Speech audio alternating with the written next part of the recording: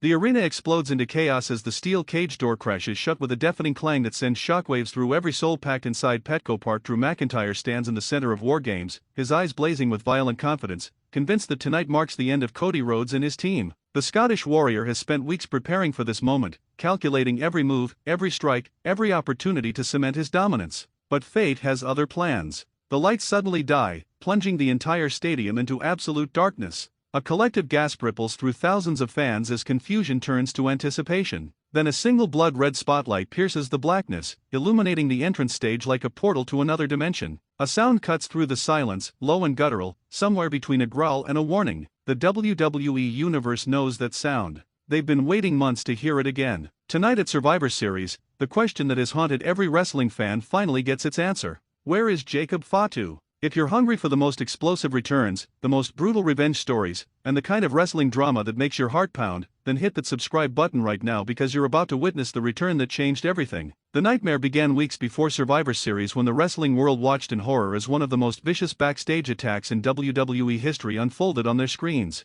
Jacob Fatu, the Samoan werewolf who had been tearing through the roster with unstoppable momentum, was scheduled for a major segment on SmackDown. Fans expected to see him storm the ring with his trademark intensity, delivering another message to anyone foolish enough to stand in his path. Instead, the broadcast cut to backstage footage that would make even hardened wrestling veterans wince. Security cameras captured the aftermath of absolute carnage. Jacob Fatu lay motionless on the cold concrete floor, his face covered in blood, his body twisted at unnatural angles against equipment crates. Medical personnel rushed to his side, their urgent movements betraying the severity of the situation. Teeth had been knocked from his mouth. His eyes were swollen shut. His chest rose and fell in shallow, labored breaths. This wasn't a wrestling angle. This looked like an attempted murder. The arena fell silent as additional footage rolled, revealing the perpetrator and the method behind the madness. Drew McIntyre appeared on screen, his face twisted with cold fury, gripping a steel trunk like a weapon of mass destruction. The Scottish psychopath had ambushed Fatu from behind, offering no chance for defense, no opportunity for the Samoan warrior to fight back.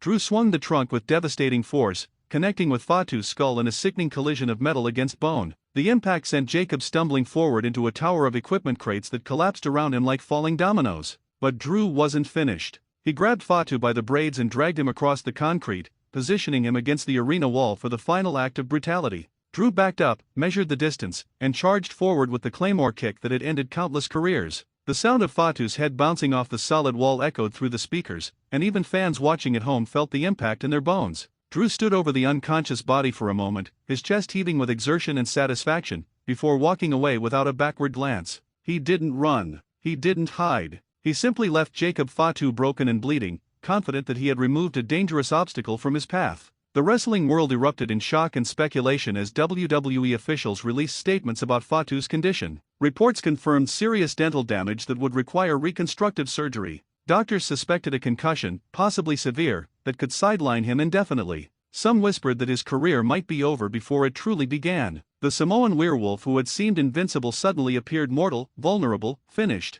Drew McIntyre addressed the attack in a backstage interview that sent chills down the spines of everyone watching. He showed no remorse, no hesitation, no humanity. He looked directly into the camera and spoke with the calm confidence of a man who believed he had done what needed to be done. He removed a problem. He took out a wild animal before War Games. He made the hard choice that nobody else had the courage to make. Drew's words carried the weight of finality, as if he had written the last chapter of Jacob Fatu's story. But the Scottish warrior made one critical miscalculation that would come back to haunt him in the most terrifying way possible. He didn't finish the job. Survivor Series arrives with the kind of electric energy that only the biggest WWE events can generate. Petco Park in San Diego transforms into a battleground as thousands of fans pour through the entrances, their voices already hoarse from anticipation. The men's War Games match looms as the centerpiece of the evening, a contest that promises violence, drama, and career-defining moments. Team Cody Rhodes makes their entrance to a thunderous ovation that shakes the building to its foundation. Cody himself leads the charge, his American Nightmare persona radiating determination and defiance.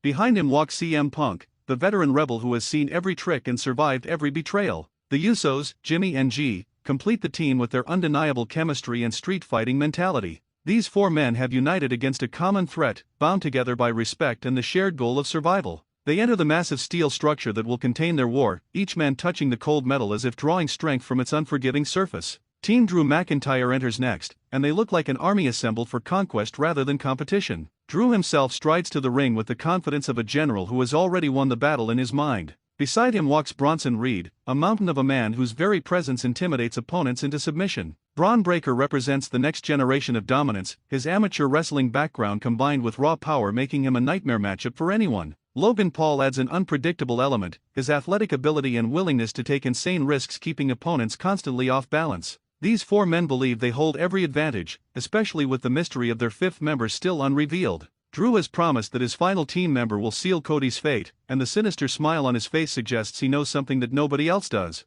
The match begins with the kind of intensity that makes War Games legendary. The cage door locks with a heavy metallic thud that signals there's no escape, no retreat, only survival or defeat. Cody and Drew start the contest, circling each other like predators who have waited too long for this confrontation. They collide in the center of the ring with punches that echo through the arena, neither man willing to give an inch. Drew uses his size advantage to drive Cody into the corner, delivering brutal shoulder tackles that threaten to break ribs. Cody fights back with his technical precision, targeting Drew's legs to chop down the bigger man. The crowd roars with every exchange, divided in their loyalties but united in their appreciation for genuine warfare. CM Punk enters next for Team Cody, and his arrival shifts the momentum immediately. The veteran attacks with the kind of controlled aggression that comes from decades of experience, isolating Drew in one corner while Cody recovers. Punk's strikes land with surgical precision, each one designed to inflict maximum damage while conserving energy for the long battle ahead. Bron Breakker enters for Team Drew, and the young powerhouse makes an immediate impact by launching his body across the ring like a missile. He catches Punk with a devastating spear that folds the veteran in half, drawing gasps from the audience. Breakker then turns his attention to Cody, lifting him effortlessly for a gorilla press slam that plants the American Nightmare into the canvas with authority. The numbers game begins to favor Drew's team as they systematically dismantle their opponents, using the steel cage as both weapon and prison. Jimmy USO enters next, evening the odds with his high-flying offense and fearless attitude. He springboards off the ropes and crashes into Breakker with a diving crossbody that sends both men tumbling. Jimmy then helps Cody to his feet, and together they mount a comeback that has the crowd on their feet. GUSO follows shortly after, and the twin brothers unleash synchronized chaos that has become their trademark. Super kicks fly in every direction, connecting with jaws and chests in rapid succession. Logan Paul enters and immediately takes to the skies with moves that shouldn't be possible for someone his size, his social media fame forgotten in favor of genuine athletic respect. Bronson Reed makes his entrance and the entire dynamic changes as over 300 pounds of pure violence enters the cage. Reed splashes opponents in corners with his full weight, crushing them against the turnbuckles and steel mesh. He catches GUSO attempting a dive and plants him with a thunderous powerbomb that shakes the ring. The match descends into absolute chaos as all 8 men battle throughout the structure, using every weapon available in their quest for victory. Tables get set up only to be immediately broken through. Steel chairs bend and snap from repeated impacts. Bodies crash against the unforgiving cage walls, leaving imprints in the metal mesh. Blood flows freely as both teams refuse to surrender, each man fighting with the knowledge that this contest will define their legacy. Drew Mcantyre orchestrates his team's assault with brutal efficiency, directing traffic while personally targeting Cody Rhodes at every opportunity. Every time Cody's team attempts to regroup, Drew cuts them off with vicious strikes. Every time Punk builds momentum, Drew destroys it with raw power. The Scottish Warrior fights like a man possessed, driven by something deeper than championship aspirations or team loyalty. The atmosphere inside Petco Park shifts subtly at first, an undercurrent of anticipation that spreads through the crowd like wildfire. Experienced fans sense something approaching, some moment that will change everything. The wrestlers feel it too, though they're too consumed by their battle to identify the source.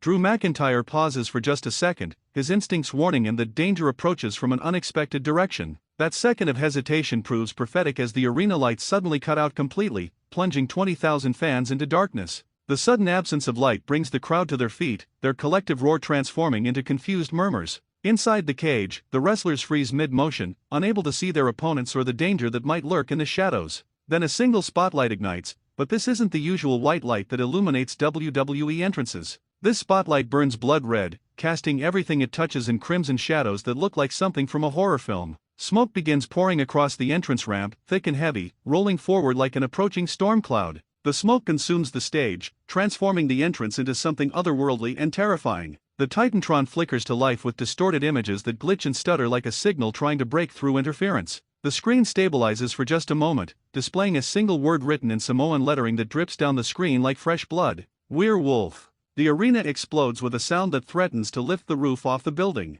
20,000 voices scream as one, recognition and disbelief combining into pure emotional chaos. Michael Cole's voice cracks with genuine shock as he screams into his headset that this can't be happening. Corey Graves falls silent, unable to process what his eyes are telling him. Inside War Games, Drew McIntyre's face transforms from confident warrior to something approaching genuine fear. The blood drains from his features as realization crashes over him like a tidal wave. Jimmy and GUSO stare at each other with wide eyes, their expressions mixing hope with disbelief. Cody Rhodes pulls himself up using the ropes, his battered body forgotten as he focuses on the stage. A sound cuts through the chaos, deep and primal, the heartbeat rhythm of drums that feels less like music and more like a warning. The beat grows louder, faster, matching the pulse of every fan in attendance. Then comes the roar, a guttural sound that belongs more to a wild animal than a human being. The smoke parts like curtains, revealing the figure standing at its center. Jacob Fatu emerges from the darkness, and he looks like a warrior returned from the dead with vengeance as his only purpose. The Samoan werewolf has transformed during his absence, his body somehow more massive, his presence more menacing, his entire aura radiating barely controlled violence. His braids swing across his broad shoulders as he walks, each step deliberate and heavy with intent. His chest rises and falls with deep breaths that send vapor into the cool arena air. A blood-red mouthguard covers his teeth, or what remains of them after Drew's assault, giving him the appearance of a predator ready to feed. His eyes lock onto the cage with laser focus, seeing nothing else, caring about nothing else except the man who tried to end his career. The crowd's reaction reaches levels rarely heard in professional wrestling, a sustained roar that continues as Fatu makes his way down the ramp. He doesn't acknowledge the fans reaching out to touch him. He doesn't pose or play to the cameras. He simply walks with the purposeful stride of a man who has spent months replaying one moment over and over in his mind, the moment Drew McIntyre's boot connected with his skull and sent him into oblivion. Inside the cage, the match has completely stopped. Everyone stands frozen, watching the Samoan werewolf approach. Drew McIntyre backs toward the corner, his eyes never leaving Fatu, his mind clearly racing through scenarios and none of them ending well. Bronson Reed and Braun Breaker position themselves between Drew and the approaching threat, ready to defend their teammate but visibly uncertain about their chances. Logan Paul grabs a steel chair, his hands gripping the weapon so tightly his knuckles turn white. Team Cody watches with growing realization that their odds just dramatically improved, though none of them move to intercept Fatu because this moment belongs to him alone. Jacob Fatu reaches the cage and pauses, tilting his head slightly as he examines the structure like an engineer calculating the best way to breach a fortress. The crowd screams for him to enter, to unleash the violence they know he's capable of delivering. Fatu reaches up and grabs the steel mesh, his fingers wrapping around the cold metal with crushing force. Then he begins to climb. Not through the door like a normal competitor, but straight up the side of the cage like a force of nature that refuses to follow conventional rules. His massive frame moves with surprising agility as he scales the structure, each pull bringing him closer to his prey. The commentators lose their minds trying to describe what everyone can see with their own eyes. The crowd's volume increases with each foot he climbs, building toward an inevitable crescendo. Drew McIntyre watches helplessly as his nightmare climbs toward him, realizing there's nowhere to run, nowhere to hide, no escape from the consequences of his actions. Fatu reaches the top of the cage and pauses, standing tall on the narrow edge like a conqueror surveying his conquered lands. He looks down at Drew McIntyre with eyes that promise suffering beyond imagination. The entire arena holds its breath, waiting for the moment that will live in highlight reels forever. Then Jacob Fatu jumps. He doesn't climb down carefully or use the structure for support. He launches his entire body into the air, dropping 20 feet with no regard for his own safety, landing inside War Games like a meteor striking the earth. The ring shakes from the impact. The crowd's roar somehow increases even further. Drew McIntyre takes an involuntary step backward, his warrior instincts finally registering that he's in genuine danger. Braun Breaker makes the mistake of charging first, attempting to intercept Fatu before he can reach Drew. The young powerhouse throws everything he has into a running strike, but Fatu doesn't even try to dodge. He simply turns and unleashes a superkick that catches Breaker square on the jaw with a crack that echoes throughout the building. Breaker's eyes roll back as his body goes rigid, then he collapses like a demolished building, unconscious before he hits the canvas. Bronson Reed decides to try his luck next, believing his size advantage will make the difference. The massive Australian charges forward like a runaway train, his shoulder lowered for maximum impact. Fatu braces himself, absorbs the collision that would have destroyed most men, then counters with a headbutt that connects right between Reed's eyes. The sound is sickening, bone meeting bone with devastating force. Reed staggers backward, his legs suddenly unreliable, then topples like a falling tree. His 300-pound frame crashes to the mat with such force that the ring ropes vibrate. Logan Paul watches two monsters fall in seconds and makes the calculated decision that maybe attacking with a weapon is the smarter choice. He swings the steel chair with all his strength, aiming for Fatu's skull in hopes of repeating Drew's earlier success. Fatu's hand shoots up and catches the chair mid-swing, his fingers wrapping around the steel with crushing force. Logan's eyes widen in disbelief as Fatu rips the chair from his grasp like taking candy from a child. Then Fatu swings the chair with one hand, bringing it down across Logan's back with such force that the steel bends and warps. Logan's body arches in agony before he collapses face first to the canvas, the fight completely beaten out of him in one devastating blow. The crowd begins chanting in unison, their voices blending into a single word that shakes the foundation of the arena. "We're Wolf! We're Wolf! We're Wolf!" The chant grows louder with each repetition, 20,000 people united in their appreciation for the destruction they're witnessing. But Jacob Fatu doesn't acknowledge them. He doesn't raise his arms in victory or play to their adulation. His eyes remain locked on one target, the man who tried to end his career, the man who left him bleeding on concrete, the man who walked away thinking the job was finished. Drew McIntyre and Jacob Fatu finally stand face to face in the center of War Games, separated by just a few feet of canvas that might as well be the distance between life and death. The crowd somehow finds another level of volume as these two warriors prepare for their confrontation. Drew stares back at Fatu with jaw clenched tight, trying desperately to hide the fear that threatens to overwhelm him. He knows what's coming. He knows there's no talking his way out of this moment. He knows that payment for his actions has arrived, and the debt will be collected in blood. Drew raises his fists in a fighter's stance, falling back on years of combat training and championship experience. He throws the first punch, a hard right hand that would knock most men unconscious. The punch connects solidly with Fatu's jaw, snapping his head to the side. But Fatu doesn't fall. He doesn't even stumble. He slowly turns his head back to face Drew, and the expression on his face makes it clear that the punch only made him angrier. Drew throws a second punch with even more power, putting everything he has into the strike. Again it connects. Again Fatu absorbs it like he's being hit with a pillow rather than a fist that has ended careers. Drew's eyes widen as he realizes his best shots aren't enough. He backs up a few steps, measures the distance, and decides to end this with the move that has never failed him. Drew charges forward, his leg raised for the claymore kick that left Fatu unconscious months ago. Time seems to slow as his boot approaches Fatu's head, but this time Fatu is ready. He explodes forward with a spear that catches Drew in midair, intercepting the claymore attempt and driving all of his 300 pounds into Drew's midsection. The collision sends both men flying backward until Drew's body crashes into the steel cage wall with devastating impact. The entire structure shakes and rattles from the force, the metal mesh bending outward from the impact. Drew bounces off the wall and lands on his hands and knees, gasping for air that refuses to enter his lungs. The crowd erupts with such force that cameras shake from the vibration. CM Punk stands near the ropes with his mouth hanging open, unable to believe the display of power he just witnessed. Cody Rhodes pulls himself up in the corner, his battered body forgotten as he screams for Fatu to finish what he started. Jacob Fatu rises to his feet, his chest heaving with exertion and rage. He tilts his head back and releases a roar that sounds less human and more like an ancient war cry passed down through generations of Samoan warriors. The primal sound echoes throughout the arena, sending chills down the spines of everyone present. Fatu reaches down and grabs Drew McIntyre by the hair, dragging the Scottish warrior to his feet like a puppet on strings. Drew's legs barely support his weight, his eyes unfocused and glassy from the impact. Fatu positions him in the center of the ring, taking his time, making sure Drew knows exactly what's coming next. 2 tables have been set up near the corner during the chaos of the match, stacked on top of each other in preparation for some devastating spot that was originally planned. Those tables are about to serve a purpose far more destructive than anyone imagined. Fatu lifts Drew onto his shoulders in a fireman's carry position, showing strength that seems superhuman. Drew tries weakly to fight back, throwing elbows that land with no effect.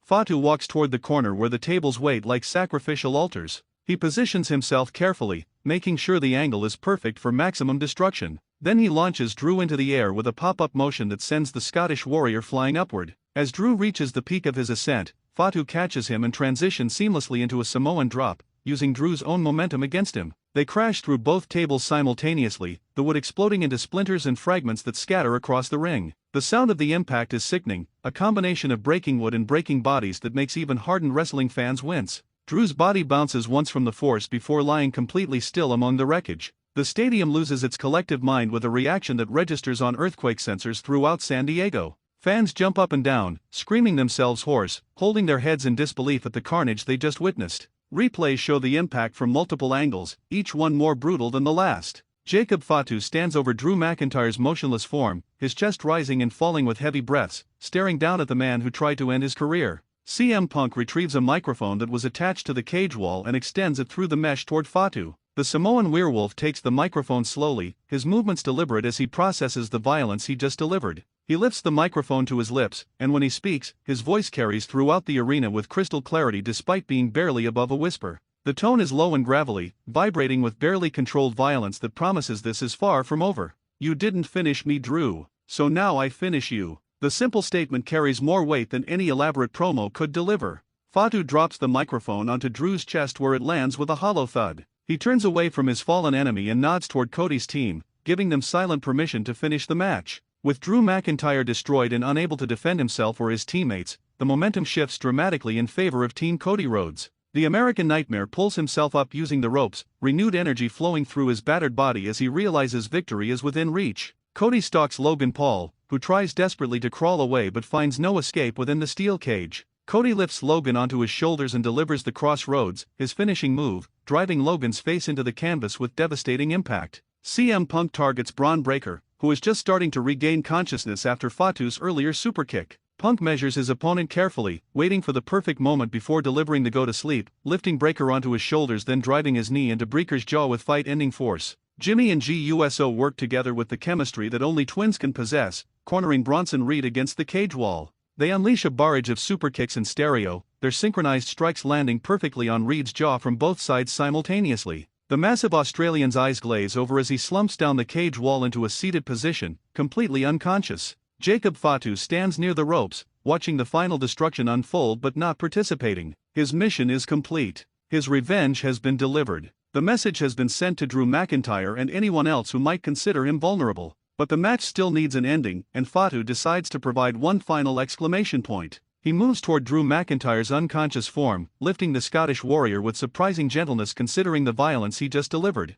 Fatu positions Drew for his most devastating finisher, the Muscle Buster, lifting the dead weight onto his shoulders in a torture rack position. Drew shows no signs of consciousness, his body limp and unresponsive. Fatu takes 3 steps forward and drops to his knees, driving Drew's head and neck into the canvas with the kind of force that ends matches and sometimes careers. Drew's body goes completely rigid for 1 second before going totally limp, any remaining fight completely extinguished. Cody Rhodes scrambles over and hooks Drew's leg for the pin, the referee sliding into position to make the count. 1, 2, 3. The bell rings with a sound that feels anticlimactic after everything that just happened. Team Cody Rhodes has won War Games, but nobody in the arena is celebrating a team victory. The cage begins its slow mechanical rise, lifted by motors and chains that seem to take forever. Medical personnel flood the ring, surrounding Drew McIntyre with urgent attention. A neck brace is carefully fitted around his throat to stabilize his spine. Multiple referees help lift him onto a stretcher with practiced care born from years of handling injured wrestlers.